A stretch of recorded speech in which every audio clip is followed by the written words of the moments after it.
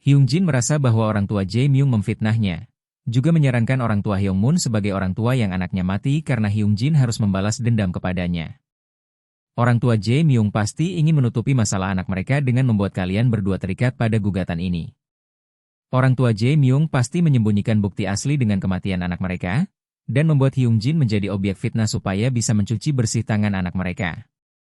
Hyung Jin berdiri kemudian berjalan pergi meninggalkan mereka. Sembari berkata bahwa dia akan meninggalkan dokumennya untuk mereka pikir dan pertimbangkan baik-baik, apakah mereka ingin melanjutkan litigasinya atau hanya mencari kebenaran. Keesokan harinya, kedua orang tua Kang Hyung Moon menghubungi Hyung Jin terlebih dahulu untuk pergi ke kantor polisi bersama. Hyung Jin dan orang tua Hang Moon datang ke kantor polisi untuk melihat catatan kasusnya. Ketika polisi yang ditemuinya memberikan catatan kasusnya, Hyung Jin dan orang tua Hyung Moon sangat terkejut, karena saat membacanya pada bagian penyebab luka-luka tertulis tidak diketahui. Padahal di tubuh korban terdapat begitu banyak luka yang misterius, tetapi polisi belum menginvestigasinya. Polisi dengan malas berkata bahwa itu hanya kasus di mana korban mati kedinginan, jadi mereka belum sempat menginvestigasinya. Orang tua Hyung Moon yang mendengar ini sangat marah, dan dia akan mengajukan keluhan formal dan ingin investigasi kematian anaknya segera dimulai. Seperti yang diduga, setelah orang tua Kang Hyung Moon menarik tuntutannya terhadap Hyung Jin, mereka menuntut kedua pembunuh anaknya dan menekan mereka melalui koneksi yang mereka miliki. Saat Hyung Jin keluar gedung pengadilan, pengacara Nam Sang-jo menyapa dan mendekatinya. Menurut pengacara Nam Sang-jo, orang tua Hyung Moon menarik tuntutan terhadap Hyung Jin dan sekarang mengincar leher yang lain.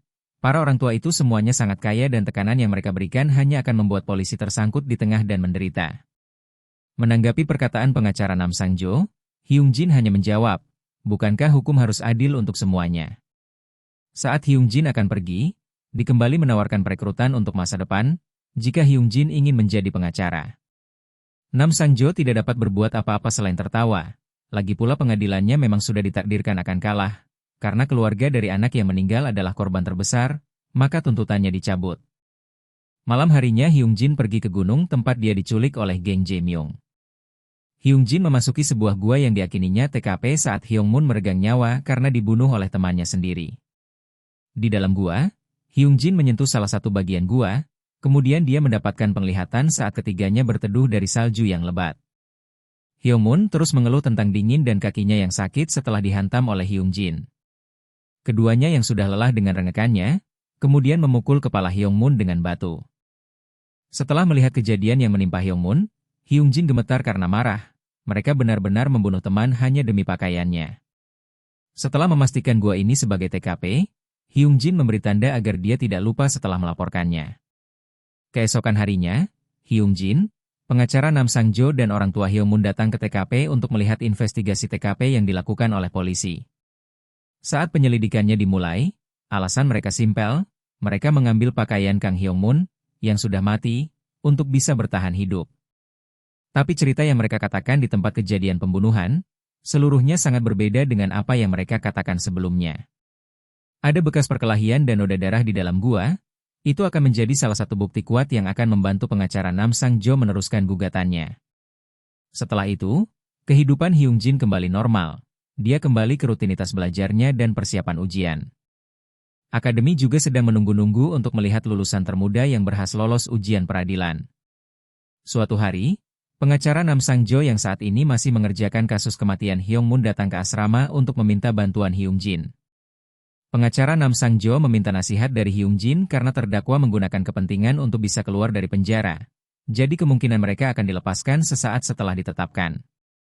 Kepentingan bukan berarti untuk menghukum seseorang yang telah melakukan kejahatan di saat evakuasi atau menyelesaikan masalah lain pada situasi yang mendesak. Contohnya, ketika ada satu orang lagi yang ingin naik ke kapal yang bocor dengan 9 orang di atasnya, orang yang berada di kapal tidak akan dihukum untuk mengganggu orang yang ingin naik lagi atas dasar kepentingan dan membuatnya mati tenggelam.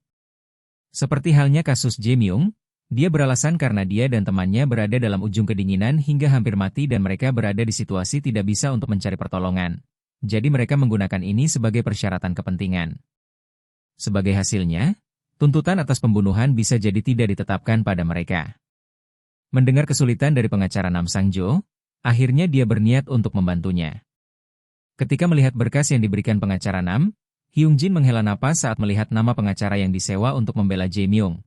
yaitu firma hukum Park Sun, salah satu firma terbaik di Korea saat ini. Biaya mereka sangat mahal, tapi berkat hubungan yang kuat mereka dengan pemerintah, mereka bisa mengatakan kalau mereka bisa menyelesaikan masalah apapun dengan pemerintah sebagai penyokong mereka. Menurut Hyung Jin, kepentingan yang mereka ajukan bisa ditetapkan seperti yang mereka inginkan. Jawaban mereka sempurna, dari cuaca, suhu, ditambah tingkat bertahan hidup pada suhu saat itu. Pengadilan atas pembunuhan yang dilakukan oleh Lee Jae-myung. Pengacara firma hukum Park Sun bersikeras dengan pembelaan kepentingannya melalui statistik ilmiah, bukti-bukti terdahulu, hasil penelitian dan fakta-fakta. Bahkan hakim ketua tidak bisa berkata-kata terhadap hal itu. Saat giliran pengacara Nam, dia memberikan beberapa bukti yang baru saja dia temukan. Bukti nyata bahwa Lee Jae-myung membunuh anak penggugat dengan niat sengaja. Pengacara Nam memberikan daftar barang-barang yang dibawa oleh Lee Jae-myung dan komplotannya pada waktu penangkapan yang berhubungan dengan penculikan Hyung Jin. Barang yang dimaksud pengacara Nam adalah pemantik. Saat hidup mereka terancam karena suhu yang mendekati 0 derajat, tapi mereka memiliki pemantik, dengan begitu seharusnya mereka bisa menyalakan api dengan pemantik itu. Menurut pengacara Nam, berdasarkan bukti ini, pernyataan yang diberikan pengacara pelaku bahwa pelaku terpaksa untuk membunuh atas dasar kepentingan, semuanya hanya dibuat-buat. Pengacara pelaku hanya bisa tertunduk lesu tanpa bisa menyanggah bukti yang diberikan oleh pengacara Nam. Dengan satu bukti kecil yang Hyung Jin temukan, pengadilan berakhir. 2 hari kemudian keputusan dibacakan, Lee Jae-myung yang telah membunuh temannya tanpa berpikir bisa menyalakan api dengan pemantik, dinyatakan bersalah atas pembunuhan dan akan dipenjara selama 12 tahun, dan ditambah 1 tahun tambahan diberikan atas penculikan dan penyerangan atas Hyung Jin yang membuatnya secara total dipenjara selama 13 tahun. Saat ini Hyung Jin pergi ke pusat kota untuk menghilangkan penatnya belajar. Dia pergi ke sebuah kafe dengan pegawai adalah siswi SMP yang mengisi liburannya untuk mencari uang tambahan. Melihat kafe yang terlihat sepi dan menu yang seadanya, Hyung Jin berniat membantu mereka. Dengan visi masa depannya, dia mengubah menu yang diingatnya dari masa depan. Ini terbukti efektif dengan banyak pelanggan yang datang. Ketika waktunya kafe tutup, saat para siswi menghitung penghasilan mereka, mereka terlihat bingung. Walaupun pengunjung kafe mereka hari ini ramai, tapi penghasilan mereka untuk membayar uang sewa tempat ternyata masih kurang banyak. Hyung Jin juga terlihat bingung dengan mahalnya biaya sewa kafe. Kemudian dia coba memeriksa buku transaksinya. Segelas kopi seharga 3.000 won, jika untuk bisa mencapai 1,5 juta won, berarti para siswi harus menjual 500 gelas, tapi masalahnya adalah biaya bahan-bahannya mencapai 500.000 won. Jadi jika biaya bahan itu tidak termasuk, mereka masih kekurangan jumlah uang yang sama. Kemudian, beberapa orang masuk ke kafe. Ternyata salah satunya adalah pemilik kafe, dan yang lainnya adalah pengikutnya. Pemilik kafe datang untuk menagih biaya sewa, tetapi seorang siswi mendatanginya dan meminta maaf kepadanya karena uang pendapatan mereka masih kurang. Mendengar ini pemilik kafe dan pengikutnya marah dan menendang meja di dekatnya. Hyung Jin yang kesal melihat tingkah mereka, kemudian berbicara bahwa tindakan mereka saat ini merupakan sebuah intimidasi. Kemudian Hyung Jin menyebutkan sebuah pasal. Jika sekumpulan orang menunjukkan kekuatan mereka, dengan membawa senjata berbahaya, mereka telah melakukan kejahatan intimidasi, mereka akan dijatuhi hukuman penjara paling lama 7 tahun untuk intimidasi spesial atau denda paling banyak 10 juta won, karena mereka bertiga. Berarti sekumpulan orang telah terbentuk. Saat ini pemilik kafe ingin sekali memukul Hyung Jin, tetapi dia kembali memperingatkan bahwa tambahan tuntutan atas penyerangan dan korban adalah sekelompok siswi SMP wanita, jadi hukumannya dapat diperberat. Pemilik kafe yang emosinya sudah memuncak tapi kesal dengan Hyung Jin ingin uang sewanya segera diberikan padanya. Tetapi Hyung Jin menghentikannya dan ingin melihat surat kontraknya. Saat Hyung Jin membaca surat kontraknya, dia menjelaskan bahwa murid paling tua di sini berusia 16 tahun. Jadi secara hukum mereka masih di bawah umur. Secara hukum, untuk seseorang yang di bawah umur mengambil tindakan hukum atas seseorang, kuasa hukum, dalam kata lain, persetujuan wali dibutuhkan. Jika pemilik kafe menandatangani kontrak tanpa persetujuan wali, sudah jelas itu merupakan kontrak yang bisa dibatalkan. Mudahnya, jika orang tua mereka tidak mengizinkannya, mereka tidak perlu memberi uangnya kepada pemilik kafe. Pemilik kafe dan pengikutnya kebingungan dengan penjelasan Hyung Jin. Mereka hanya tahu menipu anak-anak muda tanpa tahu konsekuensinya. Hyung Jin hanya akan memberikan uang sewa berdasarkan penjualan rata-ratanya. Dengan begitu Hyung Jin dapat menilai kalau 1,5 juta won adalah jumlah uang muka yang wajar atau tidak. Jika tidak itu menjadi penipuan, malah bisa dikatakan sebagai syarat-syarat penipuan. Karena memalsukan atau tidak mengungkapkan informasi yang penting dapat mempengaruhi kontrak demi keuntungan finansial adalah bentuk penipuan. Pemilik kafe bersikeras tidak ingin menunjukkannya, tetapi Hyung Jin mengancam akan telepon polisi dan melaporkan pemilik kafe atas intimidasi dan penipuan. Takut dengan ancaman Hyung Jin, pemilik kafe menyerah dan berkata bahwa rata-rata penjualan hariannya hanya 200.000 won. Setelah urusan dengan pemilik kafe selesai, Hyung Jin jalan pulang bareng Ji Hye, salah satu siswi yang bekerja di kafe. Hyung Jin kemudian bertukar nomor telepon dengan Ji Hye, kalau Ji Hye butuh bantuannya lain kali. Keesokan harinya, kehidupan membosankan Hyung Jin kembali. Satu-satunya kegiatan melepas stres Hyung Jin hanya saling berkirim pesan dengan teman sebayanya di waktu luangnya. Tiba-tiba dia punya perasaan buruk setelah membaca pesan dari Ji Hye. Ji Hye ingin Hyung Jin meneleponnya saat Hyung Jin membaca pesannya. Setelah Hyung Jin menelepon, Ji Hye menceritakan bahwa Jiyeon dituntut oleh seorang novelis bernama Penakute dengan nama aslinya adalah Jung Sung Ha. Han Jiyeon, seorang anak SMA yang baru saja masuk, menulis web novel dan merilisnya dalam bentuk seri. Tapi tiba-tiba ada catatan dari seorang penulis bernama Cute mengatakan bahwa kakaknya Ji Hye melakukan plagiat. Kakaknya begitu ketakutan dan menghapus seluruh postingannya. Tapi tidak lama, dia menerima panggilan dari kantor polisi. Keesokan harinya Hyung Jin bertemu dengan Ji Hye.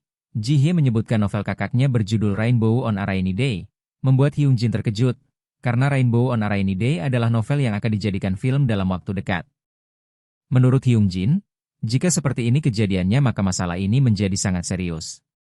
Ini karena jika sampai mengajukan gugatan untuk kompensasi atas plagiarisme, maka kompensasinya akan melibatkan ratusan juta won. Menurut Ji Hye, kakaknya suka menulis tapi tidak suka membaca. Jadi kakaknya tidak tahu sudah ada atau tidak novel yang menuduhnya plagiat. Tentu saja, itu adalah kebohongan umum yang orang utarakan ketika adanya perselisihan atas plagiarisme. Tapi untuk anak seperti Ji Hye, seharusnya tidak mungkin semudah itu berbohong pada situasi seperti ini. Hyung Jin tidak tahu siapa penulis bernama Jung Sang Ha, jadi dia mencarinya lewat internet di handphonenya. Pada awal tahun 2000-an, kebanyakan orang masih menggunakan HP 2G dan biaya internet juga mahal. Setelah melihat informasinya, ternyata dia tahu siapa Jung Sang Ha. Jung Sang Ha dengan nama penanya adalah Cute. Film debutnya berjudul Rainbow on a Rainy Day, yang ditonton lebih dari 8 juta di hari pertama pembukaan film, membuatnya menjadi pengarang yang naik daun di dunia penulis. Akan tetapi, rilisnya The Wolf's Cry dan The Twisted God as Hell mendapatkan kritik yang sangat luar biasa atas tingkat plagiarismenya dan menjadikan film-film itu gagal. Setelah itu, dia pindah jalur ke industri siaran dan menulis drama kualitas rendah dan Hyung Jin pernah melihat berita bahwa dia dipecat karena melakukan plagiat drama Jepang. Ahli plagiat menuntut seseorang atas plagiarisme, Hyung Jin tidak mempercayainya. Jiyeon menulis novel saat masih di SMP, Hyung Jin merasa ada yang aneh dengan urutan waktunya yang tidak pas. Keesokan harinya Hyung Jin datang ke rumah Ji Hye. Hyung Jin bertemu dengan kakak Han Ji Hye, yang bernama Han Jiyeon.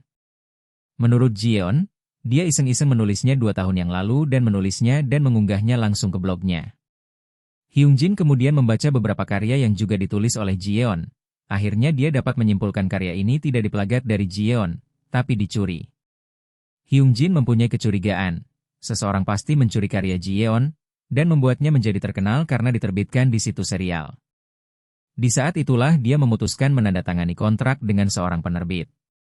Situs serial adalah situs di mana penulis amatir merilis novel-novel mereka. Masalahnya dimulai dari situ, bahkan hingga dijadikan sebuah film. Jung Sang Ha sudah tahu bahwa ini bukanlah karyanya. Jika seseorang tiba-tiba mengklaim hak cipta atas karyanya, maka hidupnya akan hancur hanya dengan satu kata. Dan dengan begitu, dia akan dituntut atas penipuan, plagiarisme dan pemalsuan kontrak, jadi dia menggugat Jiyeon terlebih dahulu.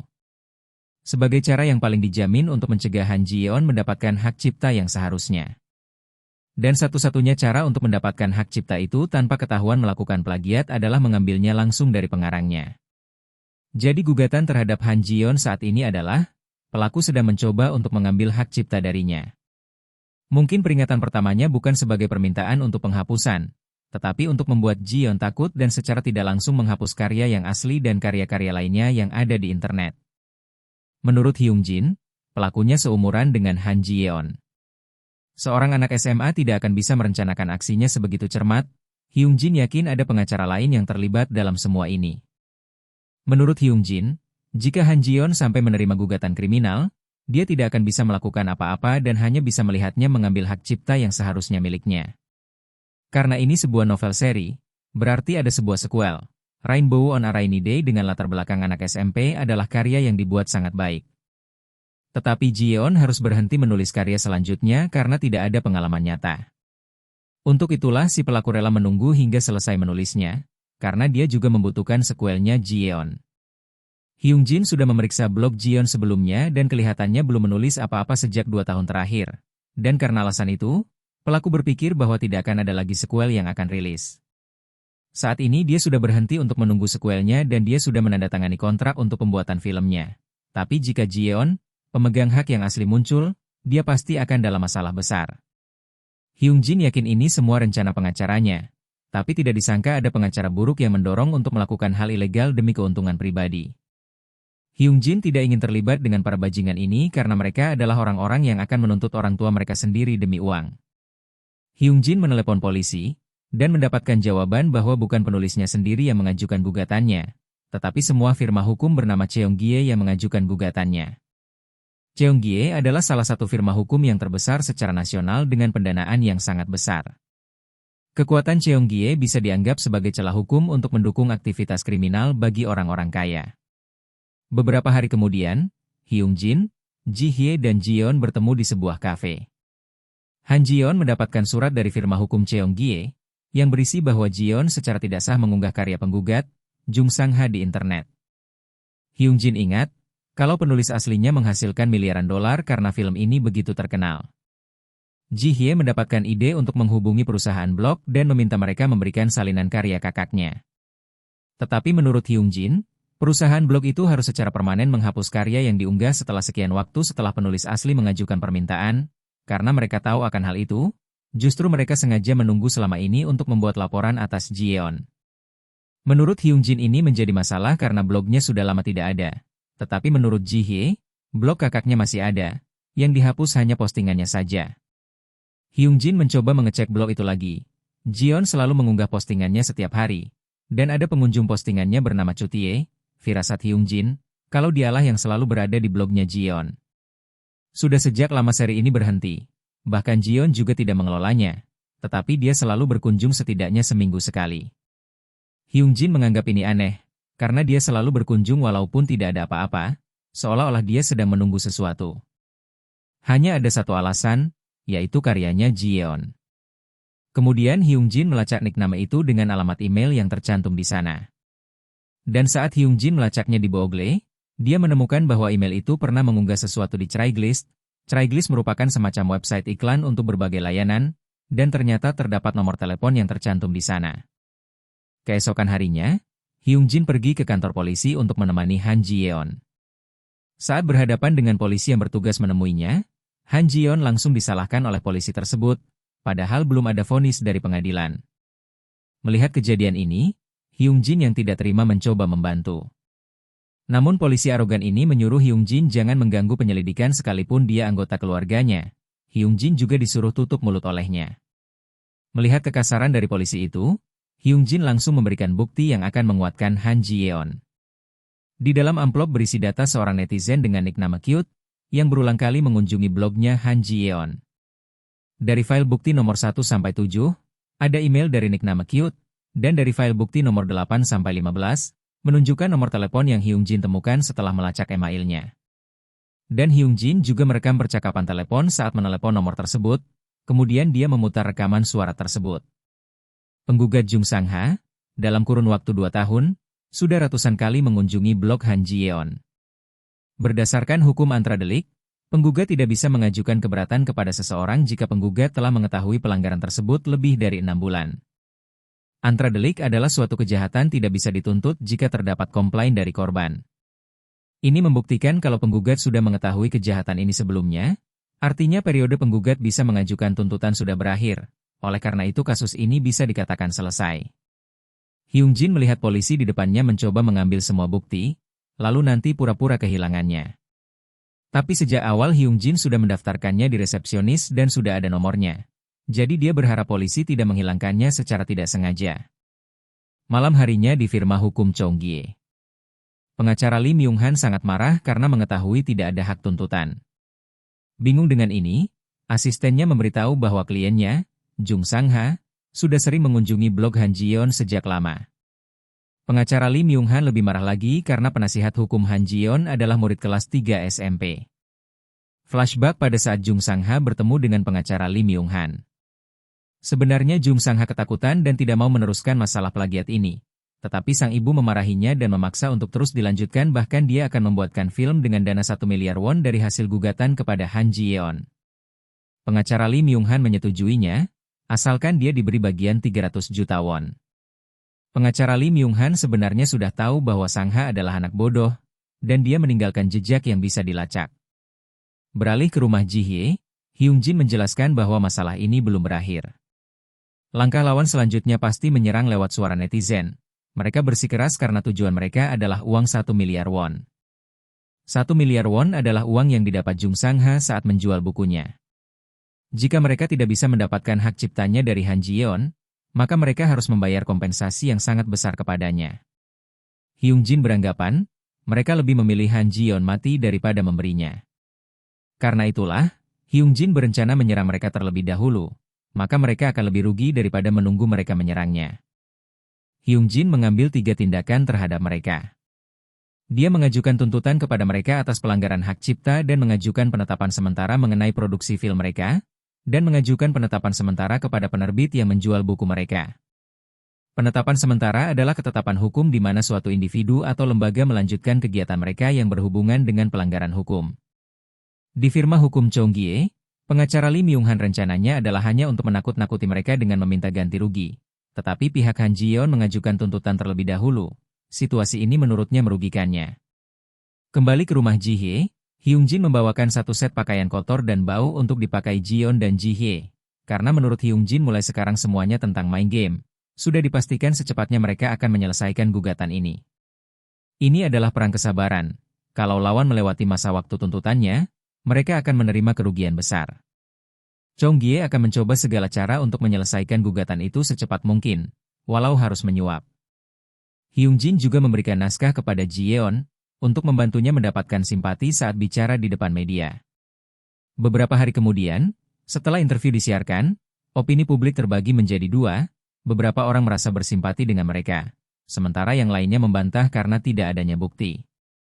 Mayoritas masyarakat akan tetap berpikir kalau Jung Sang-ha adalah penulis aslinya, karena barang bukti yang perlu ditunjukkan hanyalah file dan dokumen dari novel aslinya.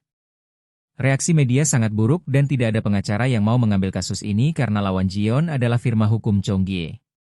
Sedangkan Hyung-jin bukan pengacara resmi, hal itu akan melanggar hukum pengacara jika mendampingi mereka di pengadilan. Saat Hyung-jin sedang bingung memikirkan solusi, pengacara Song Jung-han dari firma hukum Saeron meneleponnya. Pengacara Song Jung-han menelepon Hyung-jin karena perintah dari ketua Daeryong, Yu Min-taek. Ketua Yu Min-taek mengetahui bahwa Hyung-jin sedang kesulitan dalam sebuah kasus, dan pengacara Song Jung-han ditugaskan untuk membantunya. Pengacara Song Jung-han akan membantu memberikan tekanan pada hakim dengan pengaruh Daeryong, karena Chong-gie sudah menyebarkan pengaruh mereka terlebih dahulu.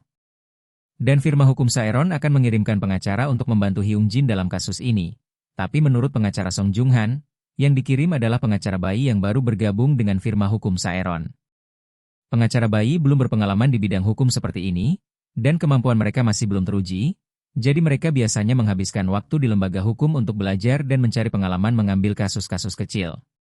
Kebanyakan mereka mengambil kasus yang tidak terlalu besar dan cepat diselesaikan, yang tentu saja tidak cukup untuk mendapatkan pengalaman yang bagus. Pengacara yang dikirim oleh firma hukum Saeron untuk membantu Hyung-jin bernama Min Xia. Min Xia terlihat sangat gugup, apalagi mengetahui kasus yang akan dipegangnya sekarang bernilai miliaran won dan dipantau oleh grup Daeryong.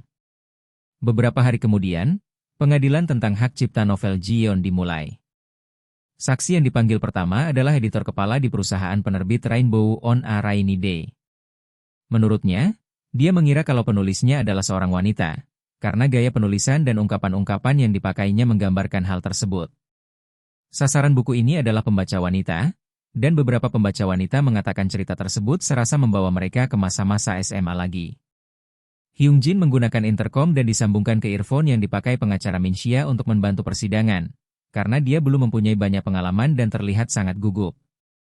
Pengacara Min Xia tiba-tiba mengajukan keberatan kepada hakim karena melihat pengacara terdakwa berulang kali menyebutkan kalau novel tersebut adalah karya Jung Sang-ha untuk menimbulkan prasangka para hadirin. Dan tujuan persidangan ini adalah mencari tahu siapa pemilik hak cipta yang sebenarnya. Pengacara terdakwa seharusnya belum boleh menyebutkan kepemilikan sepihak seperti itu. Ketika giliran pengacara Min Xia bertanya pada saksi, dia ingin saksi menjelaskan tentang website tempat dia menemukan karya itu. Selanjutnya saksi menjawab, bahwa itu semacam platform untuk membaca novel, biasanya dipenuhi dengan novel romance. Saksi tidak membaca semua novel yang dikeluarkan oleh website itu karena dalam sehari, website itu dapat mengeluarkan lebih dari selusin judul novel. Dan saksi memilih novel itu karena mendapatkan banyak foto di website, dan mereka akan muncul di halaman utama. Saksi menambahkan bahwa mustahil untuknya menemukan novel ini jika dirilis di website pribadi.